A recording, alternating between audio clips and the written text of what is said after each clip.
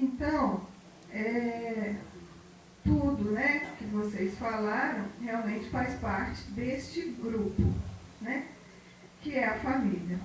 Então, que é um grupo diferente de outros grupos. Tem características que vão além apenas, né, apenas não, né, mas que já é muito, mas que vão além do aspecto consanguíneo. Não é verdade? Então, tem características que vão além. Não basta só eu ter o mesmo sangue que o outro para eu considerar família, não é verdade? Às vezes a gente conhece um parente lá de longe e aí você fala, não, mas eu nem considero ele muito minha família, né? Porque existem outras características que a gente considera que vão além do biológico, de ser do mesmo sangue, né? E que são características de proximidade, de vínculo, de intimidade, né? É um dos primeiros ambientes de socialização do indivíduo, né, que atua como mediadora principal dos padrões, modelos e influências culturais, que é tudo isso aqui que elas disseram, né? Então, a formação de caráter, autoconfiança, né? Então, são características do indivíduo, mas que este grupo ele pode propiciar ou não. Não é verdade? Ele pode propiciar ou não.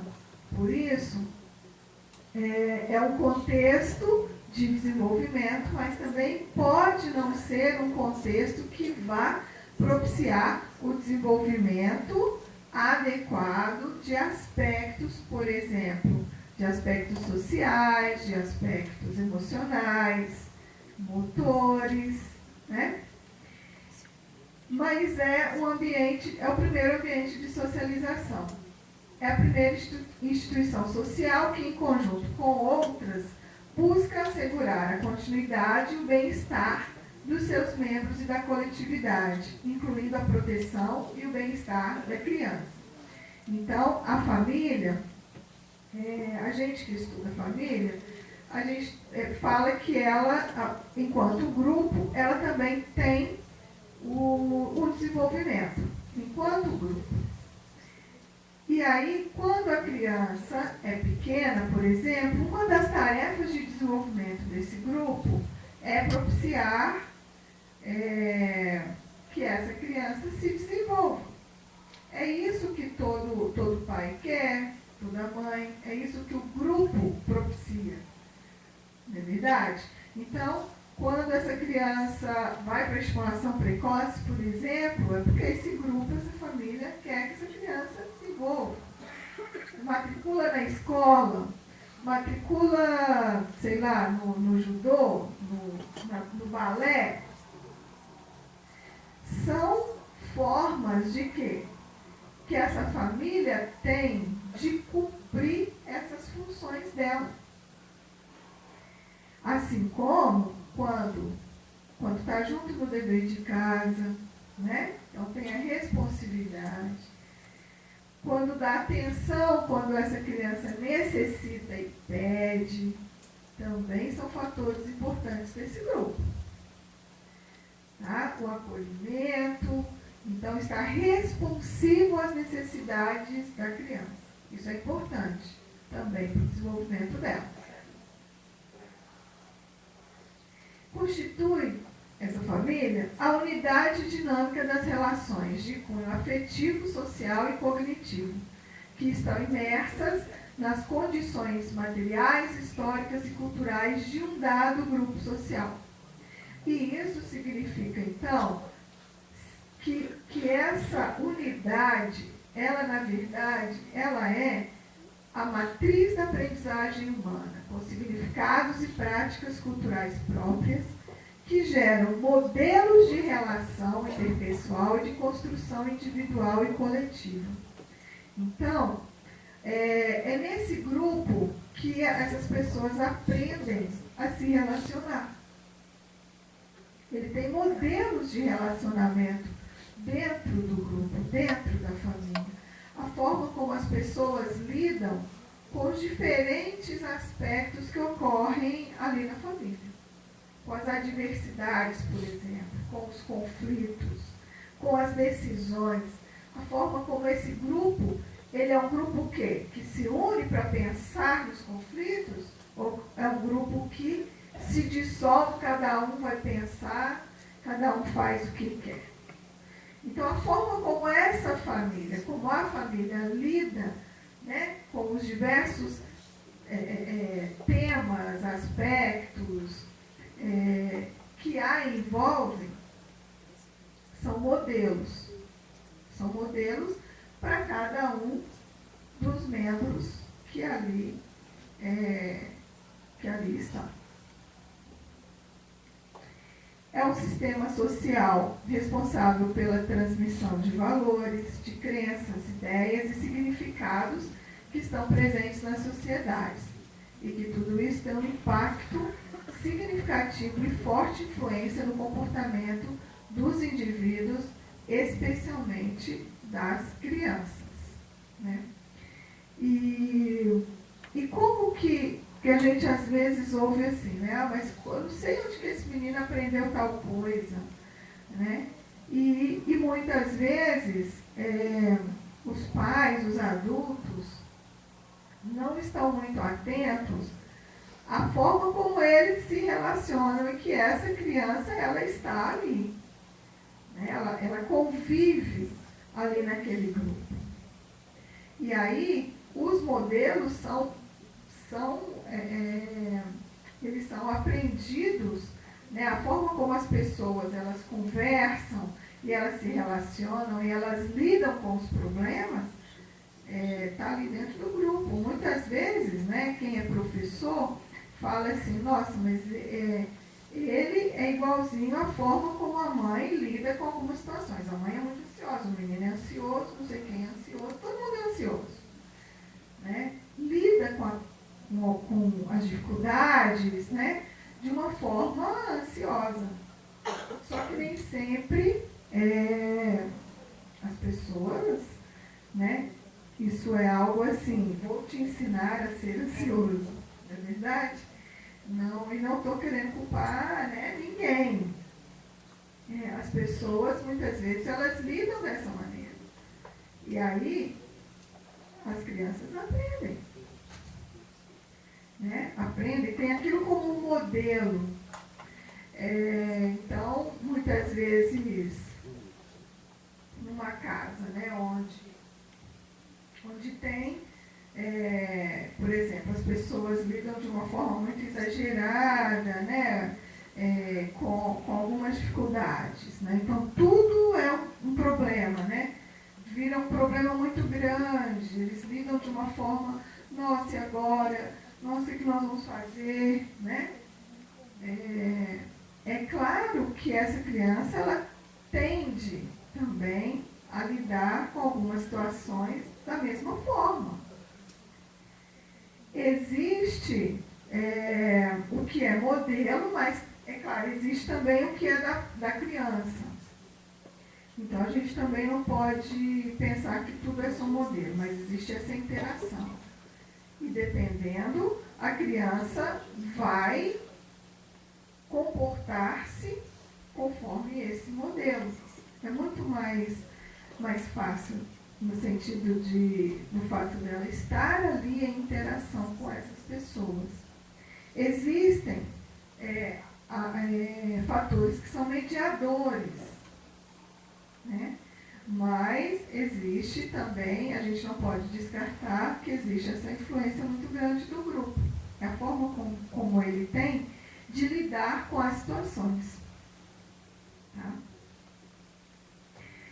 Os acontecimentos e experiências familiares propiciam a formação de repertórios comportamentais, de ações e resoluções de problemas com significados universais, por exemplo, os cuidados com a infância, e também particulares, por exemplo, a percepção sobre a escola para determinada família. Então, tanto o que ocorre de uma forma mais geral tem uma influência na forma como essa criança ela percebe essa totalidade, como também a forma como ela vai perceber o que é mais específico. Né? Então, muitas vezes, quem é professor sabe, quando uma criança fala alguma coisa, o professor fala assim, essa é a fala da mãe. Né? Assim, é muito parecido, essa é a fala do pai, quer dizer, a fala da família. E ele vem dessa família. Né? Ele tem esses modelos. E para a criança pequena, por exemplo, o pai e a mãe são figuras importantíssimas naquele momento. Tudo vai girar muito em torno dessa família. Depois, lá na adolescência, né, 13 anos, vai ser um pouco diferente. Mas para a criança pequena, tudo vai girar muito em torno da família. Os desenhos, geralmente, vão ter pessoas da família. Né? Então, se pede para desenhar alguma coisa, geralmente vem família, vem alguém. Né? Então, porque tudo gira muito em torno. As frases, tem que escrever uma frase, ele vai escrever, às vezes, algo sobre a família dele, inclui um irmão, inclui o nome do primo. Né? Então, vai girar muito em torno da família. Mais para frente, quando já vai ter 12, 13, 14 anos, a família ainda continua sendo importante. Mas só que agora, os pais são mais importantes. Não deixou de amar o pai e a mãe, não. Mas o colega vai ser mais importante. E é um momento de grande conflito na família.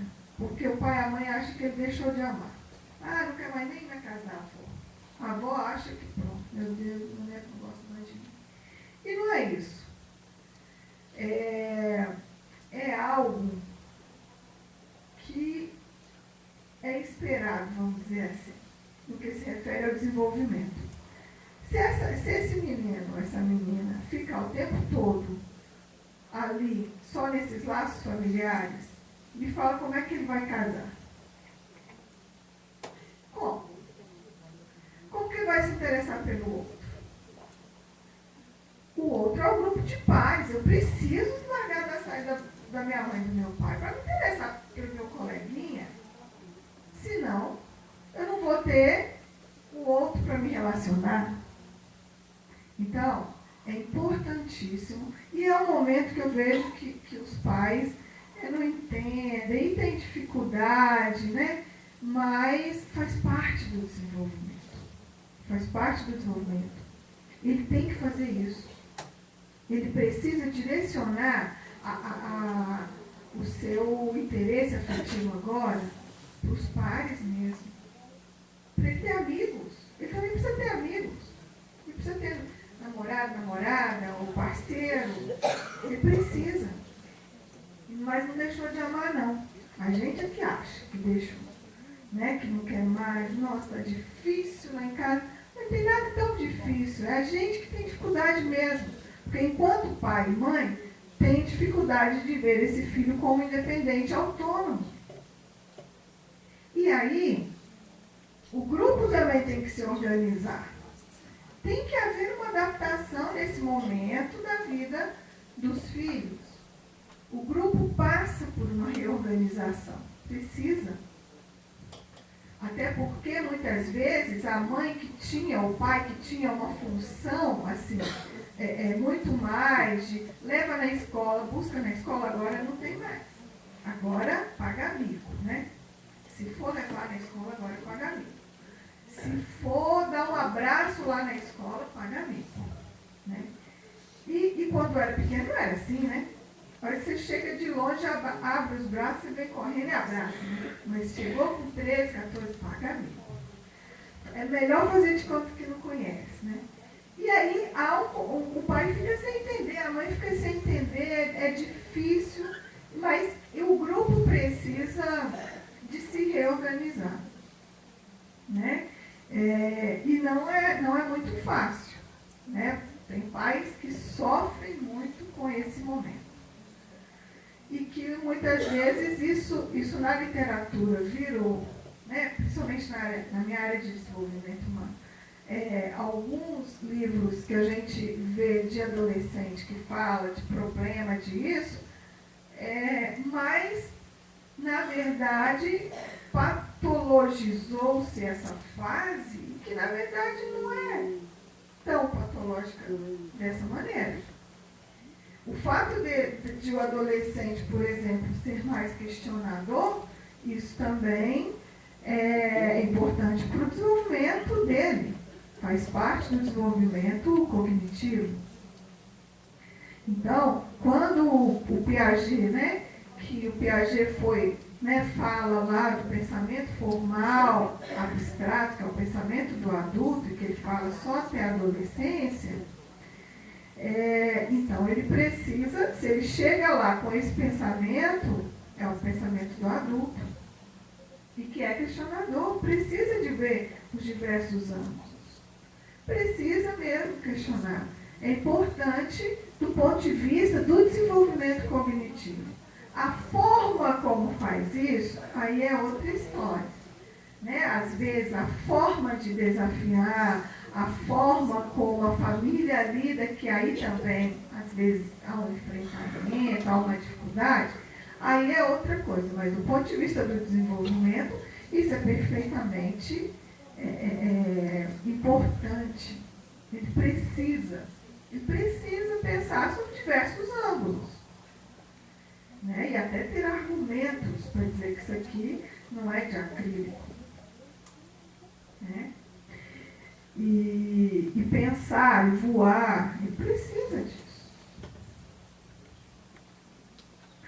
É a principal, então, a família responsável por incorporar as transformações sociais e intergeracionais ocorridas ao longo do tempo, com os pais exercendo um papel preponderante na construção da pessoa, de sua personalidade e de sua inserção no mundo social e do trabalho. Então, a família, ela, com as suas diversas funções, ela é essa mediadora, né, do indivíduo com a sociedade. Então, quando a gente fala que ela é o primeiro grupo de socialização, porque ela é que vai apresentar esse indivíduo para as outras agências sociais. Então, é ela que leva lá para a escola, né, ou não leva, né? É ela que leva lá para o clube, né, para a vizinhança, para a igreja. É a família que é essa mediadora. Ela é um microsistema que faz a mediação com os outros microsistemas. E aí,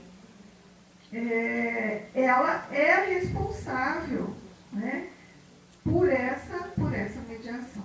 E daí a sua importância. Quando a gente pensa lá na criança, né, com síndrome de Down, se uma família, né, que eu acho que isso é importante, a família, se ela tem uma dificuldade de aceitar a criança, e isso, digamos assim, ao longo do tempo, essa família vai se adaptar a essa criança, né?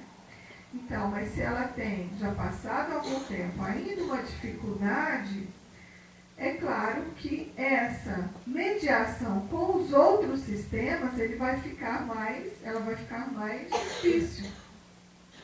E é por isso que a gente ainda vê, né, famílias que têm dificuldade de levar os seus filhos com deficiência nos outros locais sociais.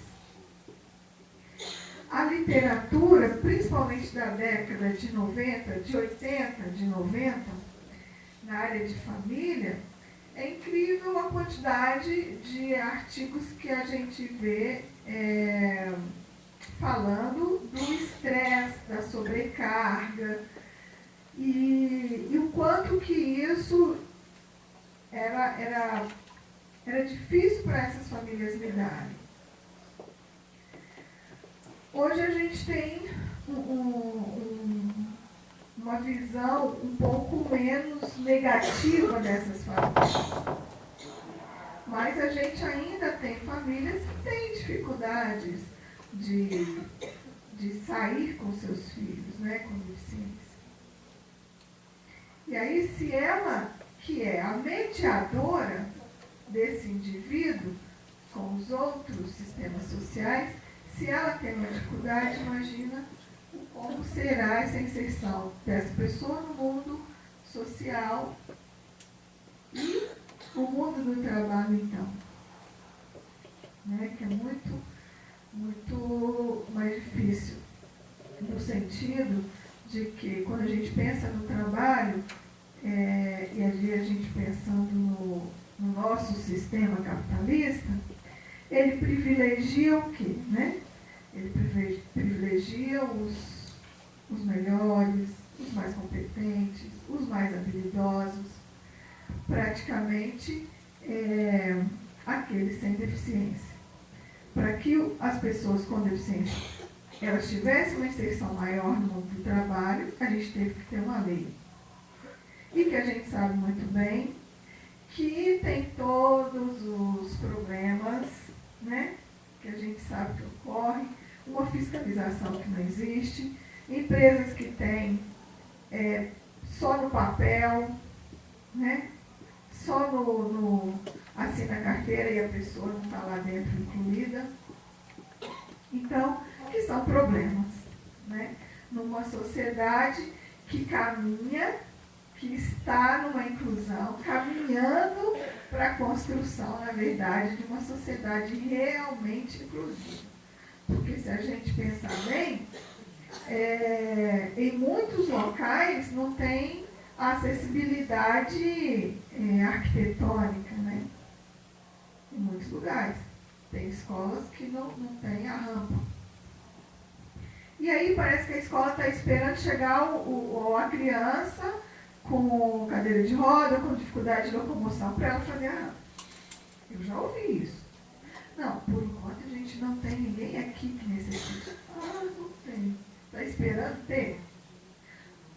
Então, assim, está esperando ter alguém.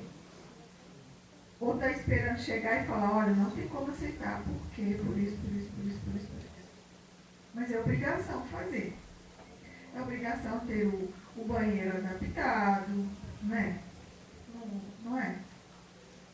Não é possível, né? Então, assim, então tudo isso, que isso para mim talvez o mínimo que poderia ser feito, assim, no que há de concreto aqui, né? Porque se a gente pensar, o mundo é evidentemente feito para quem não tem deficiência. Então,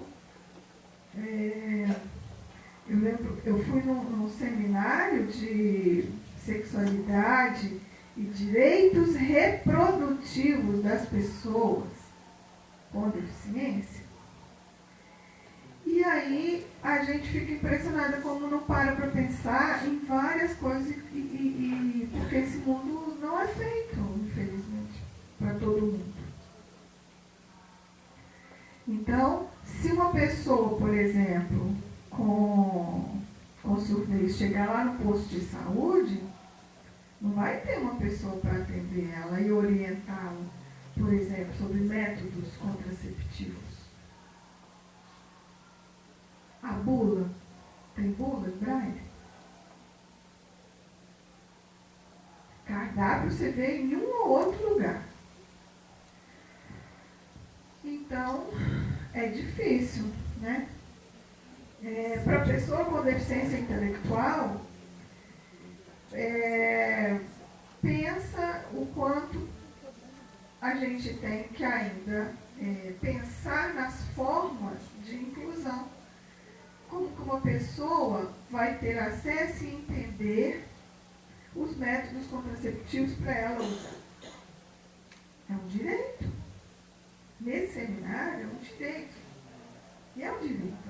eu escolho, você escolhe o momento de ter filho, se você quer ter filho ou não, e todo mundo com deficiência também deve escolher. E aí, o que acontece? As famílias escolhem para essas pessoas, principalmente para as pessoas com deficiência intelectual. Né? As famílias escolhem. Não quero que ela tenha, não quero nem que ela corra isso, então eu vou fazer tal coisa. Né? E aí, fazem. Assim como eu já trabalhei no Centro de Ensino Especial lá de Brasília, e que eu ouvi as pessoas dizerem de uma aluna que tinha lá que a mãe mandou fazer laqueadura. E tudo porque é evidentemente uma dificuldade. As pessoas têm dificuldade, é claro, de lidar com a sua própria sexualidade, que dirá lidar com a sexualidade do outro, ter que orientá-lo, ter que pensar em formas, né? Enfim, e é difícil. E aí, nesse seminário, eu realmente fiquei pensando em várias coisas, né? Várias questões que foram assim me acometendo, né? O quanto a gente realmente não vive no mundo inclusivo, né? A gente caminha e aí estamos caminhando, né? Para construir, então, uma sociedade que inclua aí e viva essa diversidade.